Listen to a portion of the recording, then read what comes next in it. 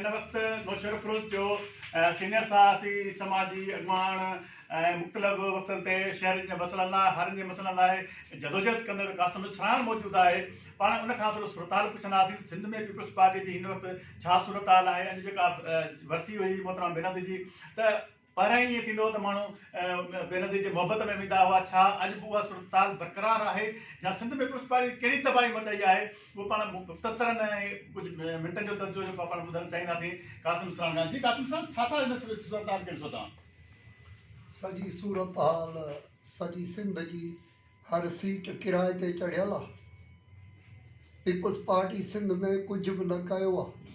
ही सिर्फ़ु उहे माण्हू जन खे माल विरहाए ॾिनो वियो, यूसी चेयरमैननि खे ऐं उन जेके ज़िले काउंसिल जा मेंबर हुआ, ॿिया नंढड़ा मेंबर ऐं नंढड़ा जेके एजेंट छॾियल हुआ मौजूदा पीपल्स पार्टी जा, उहे पंहिंजा किराए ते माण्हू हर का वटि एतिरा मिटंदा आहिनि जो हिकिड़ी हिकिड़ी गाॾी भरे। सो जेकॾहिं नौशहर ज़िले में 7-8 पंहिंजो यूनियन काउंसिलुनि जा चेयरमैन आहिनि ऐं 70 मेंबर आहिनि त नौशहरे मां 150 गाॾियूं त निकिरी सघनि थियूं। ही माण्हू बेनज़ीर या पीपल्स पार्टी जी सिक में न पर पंहिंजे खाधल पैसनि मां ज़कात कढी पंहिंजा माइट खणी प्रोग्राम ते विया।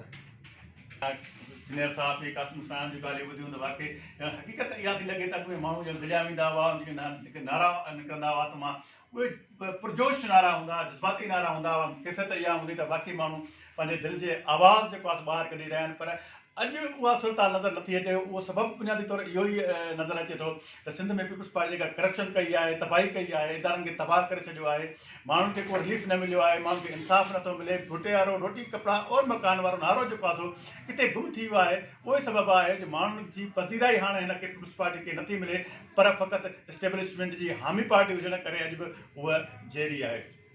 ईंदड़ कंहिं ॿिए प्रोग्राम ताईं ज़ाहिद राज पर रखंदा इजाज़त।